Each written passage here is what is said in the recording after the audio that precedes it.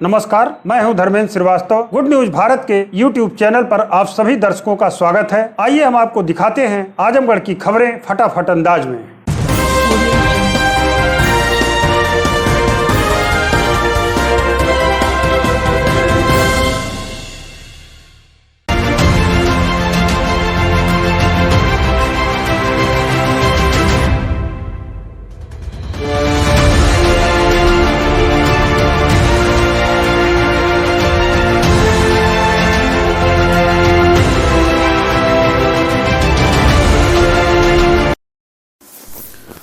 आजमगढ़ जिले के दीदारगंज थाना क्षेत्र के गद्दोपुर लिंक मार्ग पर पुलिस और बदमाशों के बीच हुई मुठभेड़ में एक बदमाश घायल हो गया। हालांकि इस मुठभेड़ में बदमाश के 2 साथी फरार हो गए। पुलिस ने बाइक, असलहा व कारतूस बरामद किया है। आपको बता दें कि दीदारगंज थाना पुलिस को मुखबिर से सूचना मिली कि गद्दोपुर गांव के पास जंगल में 3 बदमाश बैठे हैं जो लूट की योजना बना रहे हैं। मुखबिर की सूचना के आधार पर पुलिस गद्दोपुर गांव पहुंची तो अपने को घिरा देख बदमाश ने पुलिस टीम पर फायर कर दिया। जवाबी कार्रवाई में पुलिस की गोली से एक बदमाश घायल हो गया, जबकि उसके 2 साथी फरार हो गए। घायल बदमाश की पहचान शैलेंद्र पासी के रूप में हुई। पुलिस ने उसके पास से एक बाइक, असलहा व कारतूस बरामद किया है। एसपी सुधीर कुमार सिंह ने बताया कि घायल बदमाश लूट व गैंगस्टर एक्ट में शामिल था। एसपी ने बताया कि सुबह में पवई थाना क्षेत्र में जनसेवा केंद्र पर मारपीट व लूट की कोशिश की गई थी। उस घटना में भी यह बदमाश शामिल था। बाकी बातें आप सुनिए एसपी सुधीर कुमार सिंह से। आज शाम को थाना दीदारगंज क्षेत्र में गद्दोपुर लिंक मार्ग पर एक पुलिस मुठभेड़ दीदारगंज पुलिस के साथ बदमाशों से हुई, जिसमें शैलेंद्र पासी जो कि थाना पवई क्षेत्र का रहने वाला है, पुलिस मुठभेड़ में गिरफ्तार हुआ। इसके पास से एक मोटरसाइकिल, तमंचा और कारतूस बरामद हुए हैं। एक शातिर अपराधी है और इसके ऊपर पूर्व से लूट के और गैंगस्टर एक्ट के मुकदमे पंजीकृत है। ये थाना क्षेत्र का हिस्ट्री शीटर भी है। आज सुबह पवई के गोधना बाजार में जनसेवा केंद्र पर एक मारपीट की घटना कारित हुई थी और लूट की कोशिश भी की गई थी। उसमें ये बदमाश आइडेंटिफाई हुआ था अपने साथियों के साथ। उसी की तलाश में पुलिस को ये सूचना प्राप्त हुई थी ये जंगल में पुनः एक लूट की योजना बना रहे हैं और पुलिस वहाँ गई थी, जिस पर बदमाशों द्वारा पुलिस पर फायरिंग की और काउंटर फायरिंग में ये बदमाश घायल हुआ। ठंड बढ़ते ही कोरोना संक्रमित मरीजों का बढ़ा ग्राफ। आजमगढ़ जिले में 9 दिसंबर को आई जांच रिपोर्ट में 33 नए कोरोना पॉजिटिव मरीज मिले। सीएमओ ने की पुष्टि। मुख्य चिकित्सा अधिकारी डॉक्टर ए के मिश्रा ने बताया कि पूर्व में प्रेषित सैंपल में से 33 व्यक्तियों की जांच रिपोर्ट पॉजिटिव प्राप्त हुई है, जिसमें एंटीजन किट के 7, RT-PCR के 26 केस हैं। मुख्य चिकित्सा अधिकारी डॉक्टर ए के मिश्रा ने बताया कि जिले में अब तक कुल 5,758 कोरोना पॉजिटिव मरीज पाए गए हैं। वर्तमान समय में 179 सक्रिय मरीज हैं। 5,486 मरीज स्वस्थ होकर डिस्चार्ज किए जा चुके हैं, तो वहीं 93 मरीजों की मौत हो चुकी है। Azamgarh fast track court number 2 ने हत्या के मामले में पिता, पुत्र सहित 3 लोगों को आजीवन कारावास व 15-15 हज़ार रुपये जुर्माने की सजा सुनाई। बता दें कि 2 दिसंबर 2008 को कंदरापुर थाना क्षेत्र के रफीपुर गांव में विपिन यादव, प्रकाश व रामधनी पर असलहे व फावड़े से हमला कर दिया गया था। इस हमले में गोली लगने के कारण घायल विपिन की इलाज के दौरान मौत हो गई थी। इस हत्याकांड में मृतक विपिन के परिजनों ने गांव के ही रामजियावन, पतिराम व श्रीराम के विरुद्ध नामजद मुकदमा कंदरापुर थाने में दर्ज कराया था। पुलिस ने जांच करने के बाद तीनों आरोपियों के विरुद्ध चार्जशीट न्यायालय में प्रेषित कर दिया था। सहायक शासकीय अधिवक्ता रामनाथ प्रजापति ने वादी मुकदमा सोनू समेत 10 गवाहों को न्यायालय में प्रेषित कराया। दोनों पक्षों की दलीलों को सुनने के बाद अदालत ने रामजियावन, पतिराम और श्रीराम को आजीवन कारावास व सभी पर 15-15 हज़ार रुपये जुर्माने की सजा सुनाई। आजमगढ़ जिले में 3 शस्त्र रखने वाले 13 दिसंबर तक हर हाल में जमा करें 1 शस्त्र का लाइसेंस। एडीएम प्रशासन ने जारी किया आदेश। बता दें कि शासन की ओर से 3 लाइसेंसधारियों से 1 शस्त्र का लाइसेंस जमा करने का आदेश जारी कर दिया गया है। नए आदेश के मुताबिक अब एक व्यक्ति 2 से ज़्यादा शस्त्र लाइसेंस नहीं रख पाएगा। इसके लिए शस्त्र जमा करने के लिए 13 दिसंबर अंतिम तारीख है। जनपद में 2 से ज़्यादा शस्त्र रखने वालों की संख्या 350 के आसपास है। इसके बाद भी कोई तीसरा शस्त्र जमा करने के लिए आगे नहीं आ रहा है। एडीएम प्रशासन एवं प्रभारी अधिकारी शस्त्र नरेंद्र सिंह ने कहा कि आयुध अधिनियम 1959 की धारा 3 की उपधारा 2 में आयुध अधिनियम 2019 द्वारा 2 शस्त्रों को ही मान्य किया गया है। नई व्यवस्था के अनुसार 2 से अधिक शस्त्र लाइसेंसियों को अतिरिक्त शस्त्रों को 13 दिसंबर तक निकटतम पुलिस स्टेशन में जमा करने के लिए निर्देश दिए गए हैं। तिथि नज़दीक आने के बाद भी कुछ शस्त्र लाइसेंसधारियों की ओर से इसमें रुचि नहीं ली जा रही है। उन्होंने अंतिम चेतावनी दी है कि 13 दिसंबर तक अनिवार्य रूप से जमा कर दें। रसीद और लाइसेंस बुक की मूल प्रति शस्त्र कार्यालय में प्रस्तुत करें। इसके बाद शस्त्र अवैध हो जाएगा। आजमगढ़ जिले के उकरौड़ा गांव निवासी बीएसएफ जवान ने अधिग्रहित भूमि का मुआवजे की मांग को लेकर डीएम को सौंपा ज्ञापन।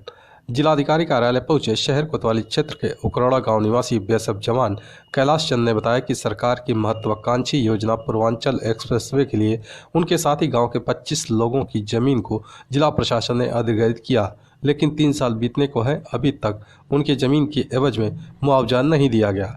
इसके लिए वह बार बार छुट्टी लेकर जनपद में आता है और अधिकारियों के कार्यालय का चक्कर लगाता है, लेकिन उन्हें सिर्फ आश्वासन की गुट्टी पिला दिया जाता है। पीड़ित जवान ने जिलाधिकारी को ज्ञापन सौंप मांग किया है कि उनके गांव के लोगों की अधिग्रहित की गई जमीन का मुआवजा जल्द से जल्द दिलाया जाए।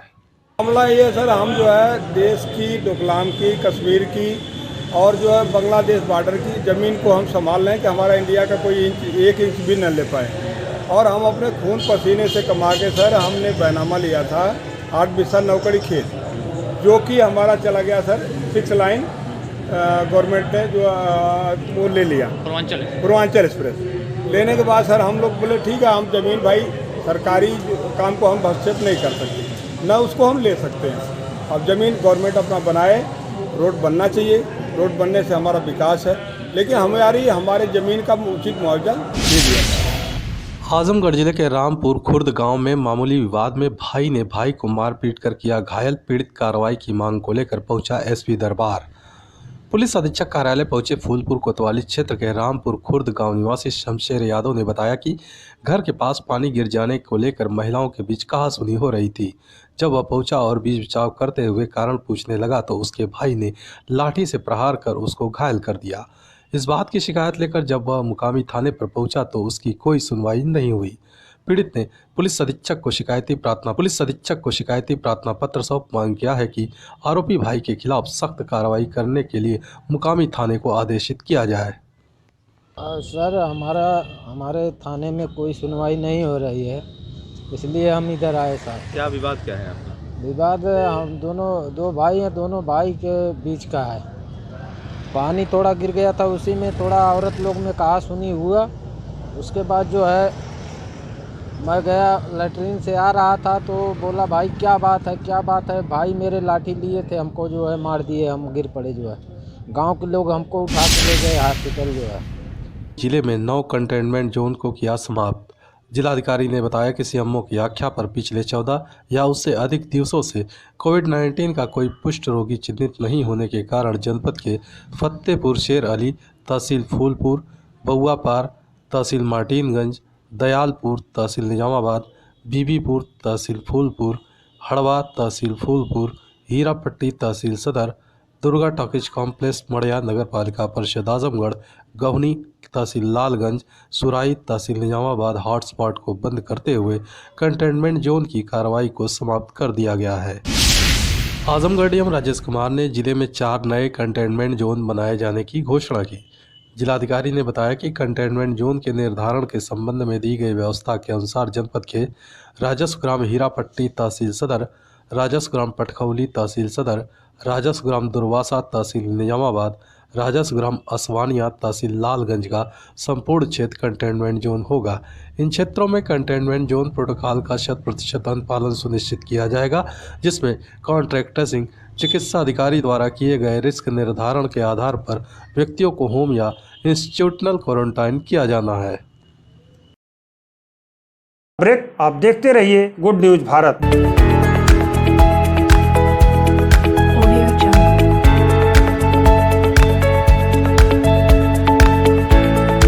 ब्रेक के बाद आप सभी दर्शकों का एक बार फिर स्वागत है। आइए हम आपको दिखाते हैं आजमगढ़ की खबरें फटाफट अंदाज में।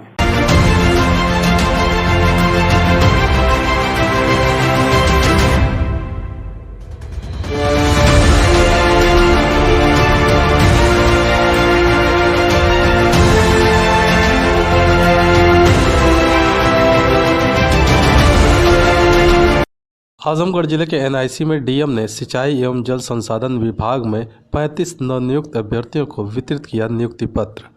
बता दें कि इससे पूर्व उत्तर प्रदेश में नवनियुक्त नलकूप चालकों के नियुक्ति पद स्थापना पत्र वितरण कार्यक्रम का शुभारंभ मुख्यमंत्री योगी आदित्यनाथ द्वारा अपने आवास कालीदास मार्ग लखनऊ से वर्चुअल माध्यम से किया गया। इसी कड़ी में जिलाधिकारी राजेश कुमार व मुख्य विकास अधिकारी आनंद कुमार शुक्ला द्वारा एनआईसी आजमगढ़ के सभागार में उत्तर प्रदेश अधीनस्थ सेवा चयन आयोग लखनऊ द्वारा नलकूप खंड आजमगढ़ में 35 नवनियुक्त चयनित नलकूप चालकों को नियुक्ति पद स्थापना पत्र वितरित किया गया। आजमगढ़ जिले में 10 दिसंबर को सीएम योगी आदित्यनाथ का होगा आगमन। गोरखपुर लिंक एक्सप्रेसवे के प्रगति की करेंगे समीक्षा। बता दें कि यूपी के मुख्यमंत्री योगी आदित्यनाथ 10 दिसंबर को अपराह्न 3 बजे आजमगढ़ जिले के मदियापार स्थित हेलीपैड पर आएंगे।